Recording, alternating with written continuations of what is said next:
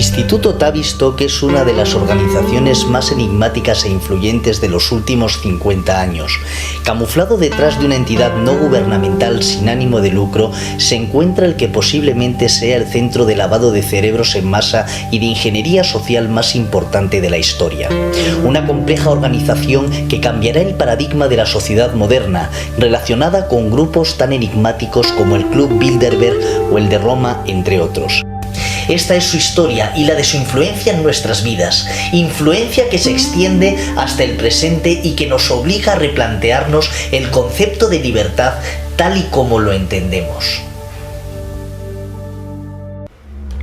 El Instituto Tavistock nace bajo el nombre de Clínica Tavistock en Londres en 1920, cuando Herbert Arthur Russell, duque de Bedford y marqués de Tavistock, decide ceder un edificio en el centro de la ciudad a un grupo de médicos, mayormente psicólogos, como sede donde llevar a cabo sus estudios. En un principio, las funciones de la clínica dependían del Departamento de Guerra Psicológica del Ejército Británico y centraban sus investigaciones en la evaluación del efecto traumático de los bombardeos sobre los veteranos de guerra británicos de la Primera Guerra Mundial, intentando encontrar el punto en el que el soldado se quiebra psicológicamente. Sin embargo, muchos datos apuntan a que los experimentos realizados en Tavistock iban mucho más allá, llegando a ser incluso el origen de los bombardeos masivos a civiles llevados a cabo por Roosevelt y Churchill como experimento clínico de terror de masas. La idea era observar a los civiles como si fueran conejillos de indias, reaccionar bajo condiciones controladas de laboratorio ante una situación de estrés extremo, con el objetivo de comprobar dónde se rompe la resistencia del individuo y encontrar el punto en el que éste quedaría incapacitado para oponerse al nuevo orden mundial. En 1947, la clínica Tavistock se convertiría en el Tavistock Institute of Human Relations gracias a la inversión privada de la Fundación Rockefeller. Así, Tavistock dejó de depender de un departamento estatal para convertirse en una organización autofinanciada que respondía ante la familia Rockefeller. A Tavistock le seguirían otros centros como el ISR, el Cornell ILR y otros cientos de institutos de trabajo que empezaron a surgir repartidos por todo el mundo y que se basaban en sus mismas directrices. De entre todos los que surgen en esta época, sobresalen en Estados Unidos dos: el OSS, ahora conocido como CIA, y la Clínica Psicológica de Harvard, que bajo la supervisión de Carl Lewin fue la responsable directa de la campaña de propaganda que cambiaría la opinión del pueblo americano contra Alemania, involucrándolo definitivamente en la Segunda Guerra Mundial. Poco a poco, Tavistock iba ampliando su red de acción. En menos de una década, Rockefeller ya había creado una red de institutos de trabajo, incluido el Departamento de Trabajo, que le servían para controlar tanto física como psicológicamente el movimiento obrero de Estados Unidos. En estos institutos se desarrollaban técnicas que permitían desbaratar huelgas, introducir vigilantes y dirigir ataques. Se iba consiguiendo, por tanto, el primer objetivo: controlar a la población para alcanzar los cambios necesarios que permitieran a Estados Unidos ocupar el lugar de Gran Bretaña después de la guerra como primera potencia. Una vez se consiguiera esto, el siguiente objetivo era sin duda construir el nuevo orden mundial, conformado por una población obediente gobernada por una minoría controladora. Se desarrollaron manuales como el Behavioral Theory of Labor Negotiations, escrito por McKersey y Walton, para la Cornell School of Industrial Relations, que indicaban cómo proceder paso a paso en las negociaciones con los sindicatos. En ellos se estudiaban perfiles de líderes sindicales para tener una posición de ventaja incluso antes de que hubiera huelgas. Se aplicaban las teorías de Sigmund Freud, que consistían en atacar al subconsciente para, por ejemplo, aumentar la productividad de la mano de obra a través de la destrucción automotivada del yo. Es decir, crear auténticos zombies satisfechos con subsistir al borde del hambre, cuyas condiciones laborales y sueldo descendían progresivamente sin que el trabajador pensara siquiera en quejarse. Mientras tanto, en Tavistock se seguían desarrollando técnicas de control de masas y de lavado de cerebro que se enseñaban a futuros dirigentes mundiales para ser aplicadas desde puestos de enorme influencia internacional. Este era, por ejemplo, el caso de Henry Kissinger, un refugiado alemán que había sido estudiante de Sir John Rawlins Rees, director de Tavistock, y cuya meteórica escalada al poder hubiera sido de otra manera inexplicable.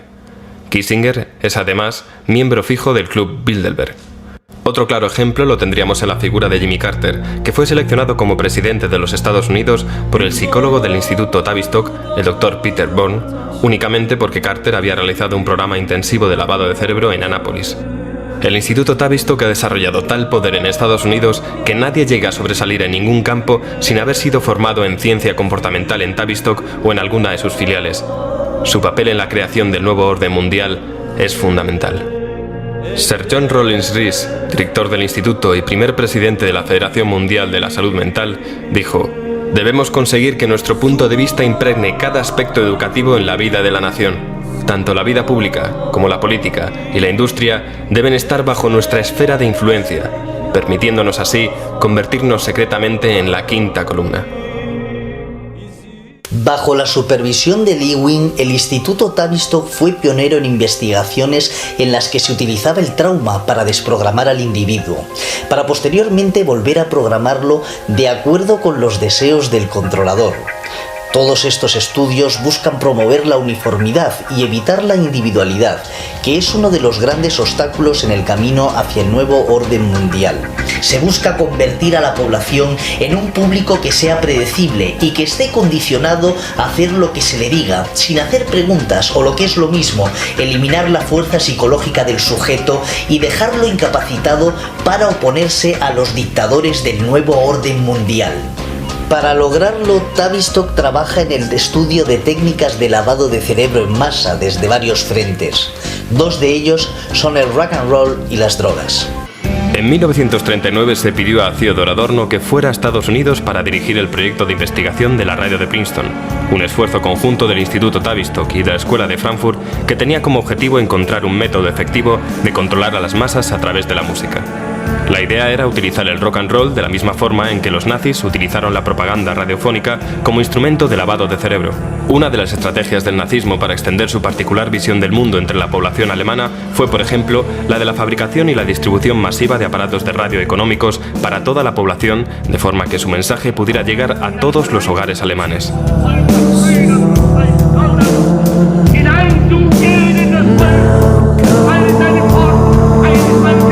Casi simultáneamente, la firma farmacológica suiza Sandoz AG desarrollaba la dietilamida de ácido lisérgico, o LSD, que inspiró la creación en 1953 del programa conocido como MK Ultra por parte de la CIA. El objetivo era desarrollar materiales químicos, biológicos y radiológicos para ser utilizados en operaciones clandestinas y con los que se pudiera controlar o modificar la conducta humana. La CIA creía que el LSD ofrecía la posibilidad de un acceso total a la mente del sujeto y que esto permitía borrar ciertos recuerdos y sustituirlos por información concreta.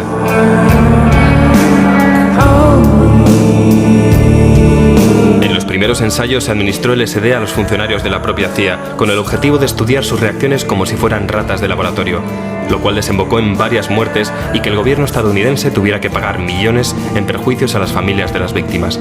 A pesar de ello, los culpables nunca fueron procesados y todos los archivos del programa de pruebas con drogas de la CIA fueron destruidos por orden del director del MK Ultra. Este tipo de prácticas se extendió a Canadá, donde el Dr. Ewen Cameron, director del Hospital Royal Victorian de Montreal, recibió generosos pagos de la CIA para administrar grandes dosis de LSD a 53 pacientes y registrar sus reacciones. Los pacientes fueron drogados y se les mantuvo dormidos durante semanas para después recibir severos tratamientos de electroshock.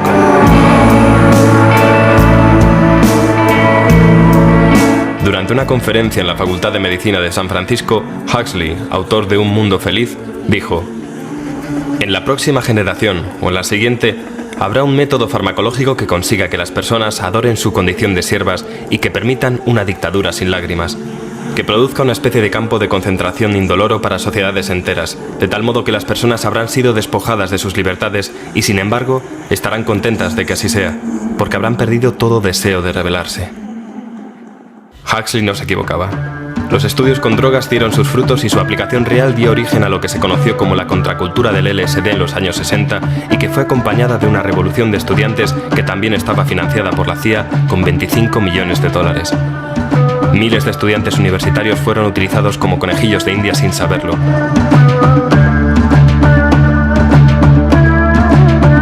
Jim Keith, veterano periodista de investigación, escribió: Existe un memorándum interno del FBI, que data de 1968, donde se menciona que se empleó al grupo de rock The Grateful Dead y a otras bandas defensoras del uso del LSD para canalizar las protestas y la rebeldía de la juventud hacia direcciones más benignas e inofensivas, desviando a muchos jóvenes hacia las drogas y el misticismo en vez de hacia la política.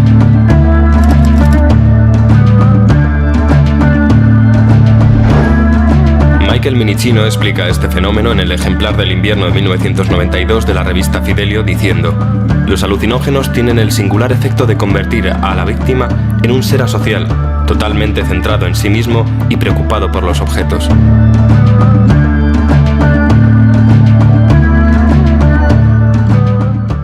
Toda aquella cultura del amor libre y las sandalias que parecía tan revolucionaria y rompedora era en realidad algo premeditado, resultado de años de experimentación que había sido ensayada por la Escuela de Frankfurt antes de 1920 en experimentos sociales como el de la Comuna Ascona.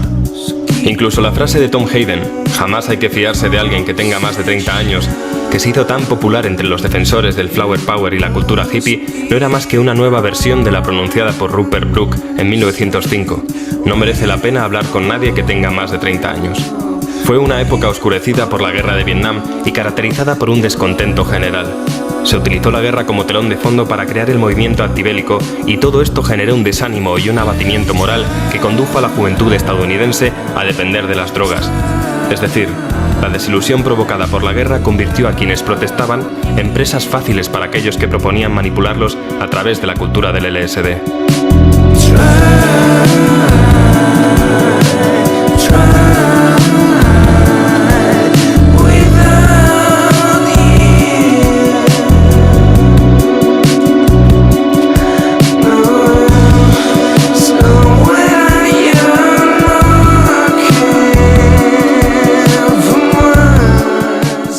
El mejor campo de pruebas para comprobar la utilidad de estos nuevos métodos de control fueron los macrofestivales, en los que se suministraba LSD libremente durante los conciertos a millones de conejillos de indias de entre 15 y 25 años que acabaron convirtiéndose en los promotores de la nueva cultura de las drogas o de lo que se acabó conociendo como New Age.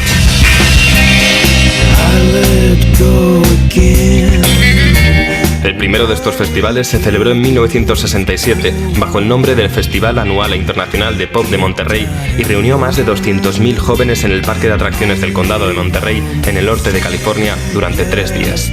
Fue el ensayo general antes de Woodstock, que se celebraría 2 años después.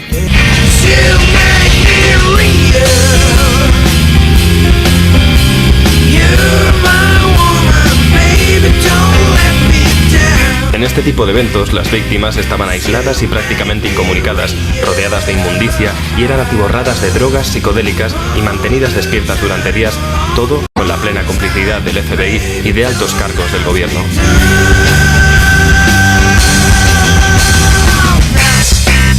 El 17 de agosto, el New York Times publicó lo siguiente: esta noche un empleado del festival ha hecho una advertencia sobre el ácido mal fabricado que se estaba distribuyendo. Ha dicho: Now people have been saying that some of the acid is poison. It's not poison. It's just bad acid. It's manufactured poorly. So anybody that thinks they've taken some poison, forget it. And if you feel like experimenting, only take half a tab, okay? Aquel consejo de tomar solo media tableta, que recibieron casi medio millón de personas, lo dio nada menos que Wavy Gravy, un agente de MK Ultra. Las drogas, el sexo, el rock and roll, las manifestaciones masivas que había por todo el país, los hippies, las comunas, los entusiastas de la marihuana, la presidencia de Nixon, la guerra de Vietnam. Todo estaba desgarrando el tejido de la sociedad estadounidense. El mundo antiguo y el nuevo colisionaban frontalmente sin que los hijos de las flores supieran que todo formaba parte de un plan secreto, social y oculto, diseñado por algunas de las mentes más diabólicas del mundo. Escondidos en prestigiosas fundaciones, empresas y centros de investigación que respondían ante la Fundación Rockefeller, estos maestros de las marionetas de la política y de las finanzas se sirvieron de la cultura pop para promover la alienación con el objetivo de interrumpir el desarrollo social. Entre 1965 y 1967 el movimiento psicodélico adquirió un gran impulso y culminó con acontecimientos como Woodstock. Sin embargo, desapareció con la misma rapidez con la que había llegado. El LSD pasó de moda. Jimi Hendrix, Janis Joplin y después Jim Morrison murieron. Timothy Leary prácticamente se desvaneció y Estados Unidos, tras fracasar en Vietnam, entró en los años 70 sumido en una depresión. Pero una vez más Tavistock estaba aguardando, preparado para utilizar esa apatía en beneficio propio. Surgió así lo que se conoce como Guerra Tranquila, la guerra de la tecnología de armas silenciosas. Surge la MTV. La media diaria de exposición a la televisión había subido constantemente desde su aparición, hasta el punto de que a mediados de la década de 1970 era la actividad diaria a la que más tiempo se dedicaba después del sueño y el trabajo, con casi 6 horas al día. La irrupción del aparato de vídeo y las videoconsolas ha aumentado aún más ese tiempo de exposición, de forma que los niños en edad escolar pasan casi tanto tiempo delante de la televisión como durmiendo.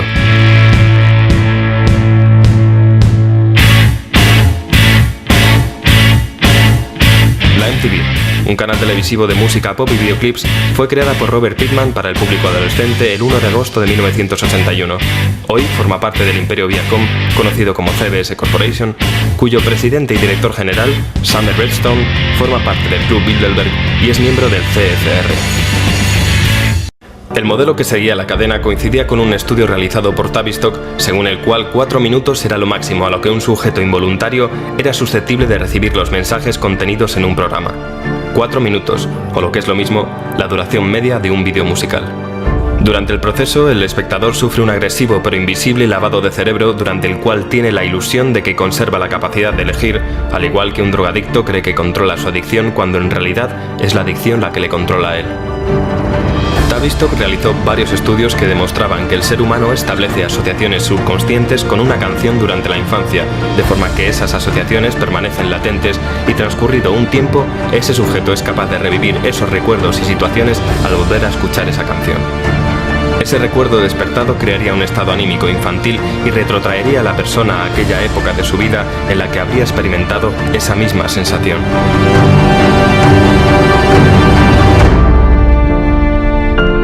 Pero ¿cómo puede ser la televisión una droga?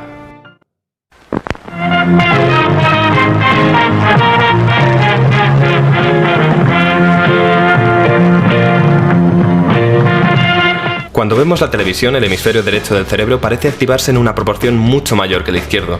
El cruce del hemisferio izquierdo al derecho libera un torrente de betaendorfinas y encefalinas, sustancias clasificadas como endorfinas. Estas se conocen como los opiáceos naturales del organismo debido a que tienen una estructura idéntica a la del opio y sus derivados, morfina, codeína, heroína, etc. En otras palabras, la televisión funciona como un sistema de suministro de drogas de alta tecnología y crea tanta adicción como cualquier otra droga. ¿Cómo? Al mismo tiempo que se liberan endorfinas, las regiones superiores del cerebro, como la zona media y el neocórtex, quedan inactivas y la mayor parte de la actividad se desplaza al sistema límbico, la región inferior del cerebro. Esta zona, también conocida como complejo reptiliano, se limita a reaccionar al entorno utilizando respuestas muy básicas arraigadas en nuestro ADN. Además, estas regiones inferiores no saben distinguir la realidad de la invención, dado que de eso se encarga el neocórtex, lo que hace que reaccionemos ante el contenido de la televisión como si este fuera real. Diversos estudios han demostrado que a la larga, un exceso de actividad en las regiones inferiores del cerebro causa la atrofia de las regiones superiores.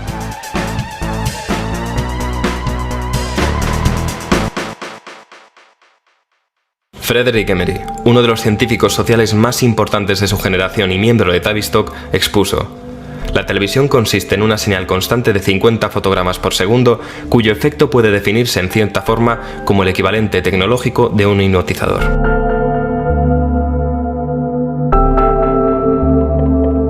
La televisión es un medio poderoso para crear una opinión común y eliminar la individualidad.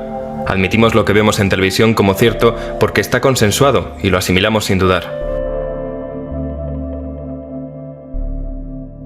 Un ejemplo serían las imágenes que retransmitieron los noticiarios con reacciones de quema de banderas estadounidenses por parte de la población civil en Oriente Medio tras el 11S, que eran en realidad material de archivo. Otro ejemplo serían las películas de Disney.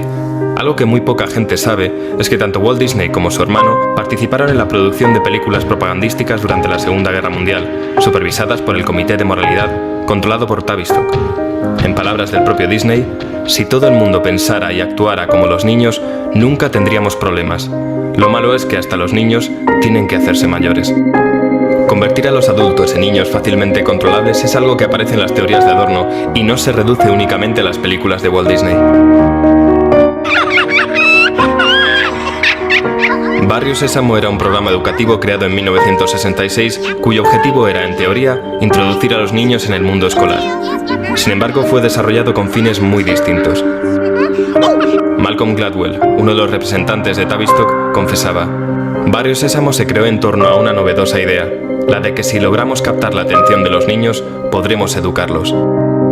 Sin embargo, hay numerosos estudios que demuestran que este programa no solo no favorece el aprendizaje, sino que en muchos casos inhibe la capacidad de entender ideas más complejas.